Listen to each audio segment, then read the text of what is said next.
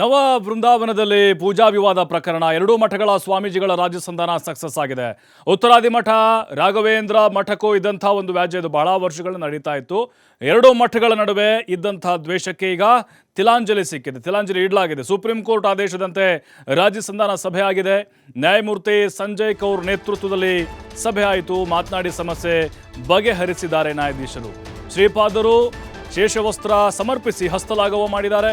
ಶ್ರೀಪಾದರ ನಡೆಗೆ ಬ್ರಾಹ್ಮಣ ಸಮುದಾಯ ಈಗ ಸಂತಸವನ್ನು ಹೊರಹಾಕಿದೆ. ನೋಡಿ, ಉತ್ತರಾದಿ ಮಠ ಮತ್ತು ರಾಘವೇಂದ್ರ ಮಠ, ಈ ಮಂತ್ರಾಲಯ ರಾಘವೇಂದ್ರ ಮಠ ಇದ್ದಲ್ಲ ಅದು, ಮತ್ತು ಉತ್ತರಾದಿ ಮಠ, ಈಗ ಆನೆಗೊಂದಿ ಪಕ್ಕದಲ್ಲಿ ನವ ಉತ್ತರಾದಿ ಮಠ ಇದೆ. ಅಲ್ಲಿ ಹೋಗಿ ಪೂಜೆಯನ್ನು ಸಲ್ಲಿಸಿ ಬರುವಂತಹದ್ದೇನಿದೆ ಅದಕ್ಕೆ ಸಂಬಂಧಪಟ್ಟಂತೆ ಕಾನೂನಾತ್ಮಕವಾಗಿ ಇದು ಎರಡೂ ಮಠಗಳ ನಡುವಿನ ವ್ಯಾಜ್ಯಕ್ಕೆ ಕಾರಣ ಆಗಿತ್ತು. ಈಗ ಸುಪ್ರೀಂ ಕೋರ್ಟ್ ಮಧ್ಯಪ್ರವೇಶವನ್ನು ಮಾಡಿ ಅಲ್ಲಿ ರಾಜ್ಯ ಸಂಧಾನವನ್ನು ಅಂದರೆ ರಾಜ್ಯ ಸಂಧಾನಕ್ಕೆ ಆದೇಶವನ್ನು ಮಾಡಿ ನ್ಯಾಯಮೂರ್ತಿ ಸಂಜಯ್ ಕೌರ್ ಅವರ ನೇತೃತ್ವದಲ್ಲಿ ಒಂದು ಸಭೆ ಕೂಡ ನಡೆಸಿ ಮಾತನಾಡಿ ಬಗೆಹರಿಸ್ಕೊಳ್ಬೇಕು ಅಂತ ಆದೇಶವನ್ನು ಕೊಟ್ಟರು. ಈಗ ಆದೇಶದ ಪ್ರಕಾರ ಶ್ರೀಪಾದರು ಶೇಷವಸ್ತ್ರ ಸಮರ್ಪಿಸಿ ಹಸ್ತಲಾಘವವನ್ನು ಮಾಡಿದ್ದಾರೆ. ಈ ಒಂದು ನಡೆ ಬ್ರಾಹ್ಮಣ ಸಮುದಾಯಕ್ಕೆ ಸಂತಸಕ್ಕೆ ಕಾರಣ ಆಗಿದೆ. ಸಮಾಜಕ್ಕೆ, ನಮ್ಮ ಧರ್ಮಕ್ಕೆ, ನಮ್ಮ ಸಿದ್ಧಾಂತಕ್ಕೆ ನಾವೆಲ್ಲ ಸೇವೆ ಮಾಡೋಣ. ಖಂಡಿತ ಖಂಡಿತ ಖಂಡಿತ ಖಂಡಿತ.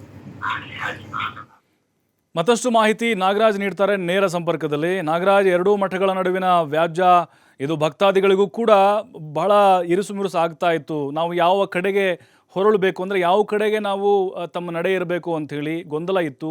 ಈಗ ಇತ್ಯರ್ಥ ಆಗಿದೆ. ಕಾನೂನಾತ್ಮಕವಾಗಿ ಕೂಡ ಇದ್ರ ಬಗ್ಗೆ ಹೋರಾಟಗಳು ನಡೀತಾ ಇತ್ತು. ಅಂದರೆ ಮಾತುಕತೆ ಮೂಲಕವೇ ಇದೆಲ್ಲವೂ ಕೂಡ ಬಗೆಹರಿಲಿಕ್ಕೆ ಸಾಧ್ಯ ಅಂಥೇಳಿ ಕೋರ್ಟೇ ಅಭಿಪ್ರಾಯ ಪಟ್ಟಂಗೆ ಕಾಣಿಸ್ತಾ ಇದೆ. ನಾಗರಾಜ್,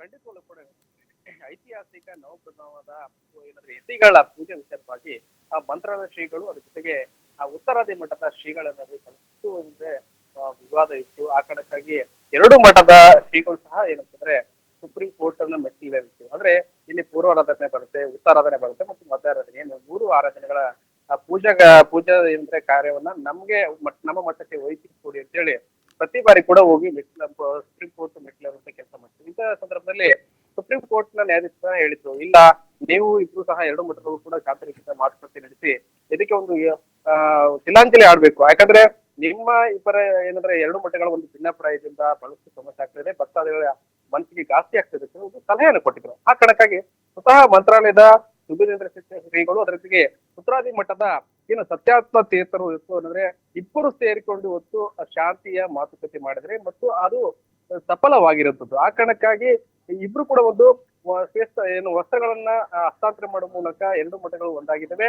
ಪೂಜಾ ವಿಚಾರವಾಗಿ ನಾವು ಕೂಡ ಮಾತುಕತೆಗೆ ನಡೆಸಿದ್ದೇವೆ, ಸಫಲವಾಗಿದ್ದೇವೆ ಅಂತೇಳಿ ಎರಡೂ ಮಠದ ಭಕ್ತರಿಗೆ ಒಂದು ಉತ್ತಮವಾದ ಸಂದೇಶನ ರವಾನೆ ಮಾಡಿದ್ದಾರೆ. ಆ ಕಾರಣಕ್ಕಾಗಿ ಈಗ ಉತ್ತರಾದಿ ಮಠದ ಭಕ್ತರು, ಅದ್ರ ಜೊತೆಗೆ ಮಂತ್ರಾಲಯದ ಶ್ರೀಗಳ ಮಂತ್ರಾಲಯ ಮಠದ ಭಕ್ತರು ಕೂಡ ಹೊತ್ತು ಖುಷಿನ ವ್ಯಕ್ತಪಡ್ತಾರೆ. ಇಲ್ಲ, ಇಷ್ಟು ದಿನ ನಾವೇನಂತಂದ್ರೆ ಎರಡು ಮಠದ ಆ ಮಠದವರು ಭಕ್ತರ ಕಂಡ್ರೆ ನಮ್ಗೆ ಆಗ್ತಿರ್ಲಿಲ್ಲ, ಇತರ ಉತ್ತರಾದಿ ಮಠದ ಭಕ್ತರ ಕಂಡ್ರೆ ನಮಗೂ ಕೂಡ ಆಗ್ತಾ ಇದ್ದಿಲ್ಲ. ಅದ್ರ ಜೊತೆಗೆ ಏನಂತಂದ್ರೆ ನವಬೃಂದಾವನ ಒಂದು ಗಡ್ಡಿ ಅಂತ ನವಬೃಂದಾವನ ಬರುತ್ತೆ, ಅಲ್ಲಿ 9 ಯತಿಗಳ ಒಂದು ಏನು ಪೂಜೆ ಮಾಡೋ ಸಂದರ್ಭದಲ್ಲಿ ನಿಜವಾಗ್ಲೂ ಕೂಡ ಬಹಳಷ್ಟು ಅಲ್ಲಿ ಪೊಲೀಸ್ ಸೆಕ್ಯೂರಿಟಿ ಇಟ್ಕೊಂಡು ಪೂಜೆ ಮಾಡುವಂತ ಕೆಲಸ ಆಗ್ತಿತ್ತು. ಬಹಳಷ್ಟು ಭಕ್ತರಿಗೆ ಘಾಸಿ ಆಗ್ತಿತ್ತು. ಏನಪ್ಪಾ ಇದು ಪೂಜೆ ಮಾಡ್ಬೇಕಂದ್ರೂ ಕೂಡ ಪೊಲೀಸ್ ಸೆಕ್ಯೂರಿಟಿ ಇಟ್ಕೊಂಡು ಪೂಜೆ ಮಾಡುವ ಸಂದರ್ಭ ಬಂದೋಗಿದೆ ಅಂತ ಹೇಳಿ ಕೂಡ ಬಹಳಷ್ಟು ವಿಷಾದನೆ ವ್ಯಕ್ತಪಡಿಸಿದ್ರು. ಆದ್ರೆ ಇದ್ರ ಬೆನ್ನಲ್ಲೇ ಈಗ ಇಬ್ಬರ ಶ್ರೀಗಳ ನಡೆ ಬಹಳಷ್ಟು ಉತ್ತರಾದಿ ಮಠ ಮತ್ತು ಮಂತ್ರಾಲಯದ ಮಠದ ಭಕ್ತರಿಗೆ ಖುಷಿ ತಂದಿದೆ.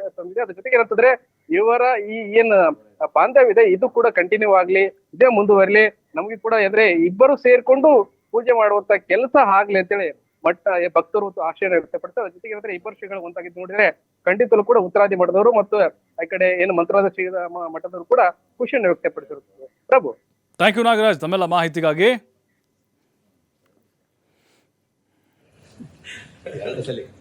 ಆಚಾರ ಗೊತ್ತಿಲ್ಲ, ಹಿರಿಯಾಚಾರ್ಯರು ಬರ್ಬೇಕಾಗಿತ್ತು. ಇಂದು ನಮ್ಮ ಉಭಯ ಮಠಗಳ ಒಂದು ಇತಿಹಾಸದಲ್ಲಿ ಒಂದು ಸೌಹಾರ್ದದ ಒಂದು ವಾತಾವರಣ ಏರ್ಪಟ್ಟಿದೆ. ಜೊತೆಗೆ ಭಾರತದ ಸರ್ವೋಚ್ಚ ನ್ಯಾಯಾಲಯದ ಸೂಚನೆ ಮೇರೆಗೆ ನಮ್ಮ ಮಠಕ್ಕೂ ಉತ್ತರಾದಿ ಮಠಕ್ಕೂ ಇರುವಂತಹ ವಿಚಾರಗಳ ವಿವಾದ ಕುರಿತು ಸಾಮರಸ್ಯದ ಪರಿಷ್ಕಾರಕ್ಕೆ ಇವತ್ತು ಮಾತುಕತೆ ನಡೆದಿದೆ. ಅದು ಕ್ರಮಕ್ರಮವಾಗಿ ಆದಷ್ಟು ಬೇಗ ಒಳ್ಳೆ ರೀತಿಯಲ್ಲಿ ಪರಿಹಾರವಾಗಿ ಸಮಾಜಕ್ಕೆ ಉತ್ತಮ ಸಂದೇಶವನ್ನು ನೀಡುತ್ತೆ ಅಂತ ನಾವು ದೇವರಲ್ಲಿ ಪ್ರಾರ್ಥನೆ ಮಾಡ್ತಾ ಎಲ್ಲರಿಗೂ ಶುಭವನ್ನು ಕೋರ್ತಾ ಇದ್ದೀವಿ. ಪರಿವಾಯ ಗುರುಗಳ ವಿಶೇಷ ಅನುಗ್ರಹದಿಂದ ಉತ್ತರಾದಿಮಠ ಹಾಗೂ ರಾಘವೇಂದ್ರ ಮಠದ ನಡುವಿನ ಅನೇಕ ದಿನಗಳ ವ್ಯಾಜ್ಯಕ್ಕೆ ಒಂದು ಪರಿಷ್ಕಾರವನ್ನು ಮಾಡಿ ಒಳ್ಳೆಯ ರೀತಿಯಿಂದ ಎಲ್ಲರೂ ಒಟ್ಟಾಗಿ ಇರುವ ರೀತಿಯಲ್ಲಿ ಸಮಸ್ಯೆಯ